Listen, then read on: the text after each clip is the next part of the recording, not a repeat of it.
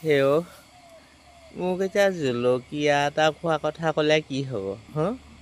ভাতৰ লগত জলকীয়া এটা নহ'লে বোলে ভাতকেইটা নাযায় সেও মই এতিয়া বাৰীত ক'ৰ পৰা জলকীয়া পুলিটো ৰুই দিম ইমানেই গালি পাৰিছে জলকীয়া এটা বোলে ৰুব নোৱাৰে জলকীয়া গছ এজোপা বাৰীত ৰুব নোৱাৰে নেকি ৰুলেও দেখোন নহয় কুকুৰাই খুচৰি পেলাই এইফালে বান্দৰবোৰ আহে এতিয়া এই চৰকাৰী লেট্ৰিনকেইটা হোৱাৰ পৰা মুঠতে একোৱে নাইকিয়া হ'ল আগতে ল'ম আৰু বাৰীতে বহোঁগৈ ৰাতি হ'লেও বাৰীতে বহোঁ দিনত হ'লেও সেই বাঁহনিৰ চুকত আহি পেলাই বহোঁ এতিয়া কি হ'ব চিধাই আৰু সেই চৰকাৰে দিয়া লেট্ৰিনলৈহে যাব লাগে নহ'লে সেয়াও গালি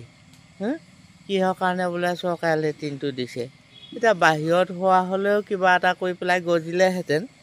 এতিয়া জলকীয়াৰ কাৰণেও গালি খাবলগীয়া হৈছে চৰকাৰে কিনো লেট্ৰিনবোৰ দিলে একদম মানে কিবা এখন হৈছে আৰু গোটেই ঘৰ সংসাৰ ধ্বংস কৰি দিছে আৰু চেচ আৰু দেই আগতে সেই পটককৈ পিৰালি কাণতে বহোঁ তাতে সেই জলকীয়া পুলি এটা গজে আজিকালি আৰু একেবাৰে মোৰ কিনো হ'বগৈ জলকীয়াটোৰ কাৰণেও মোৰ কাজিয়া কৰিবলগীয়া হ'ল আৰু দেই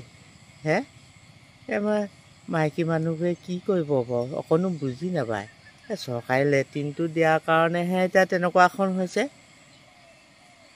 কি কৰিম জানো আকৌ মই ভাবিয়ে পোৱা নাই আৰু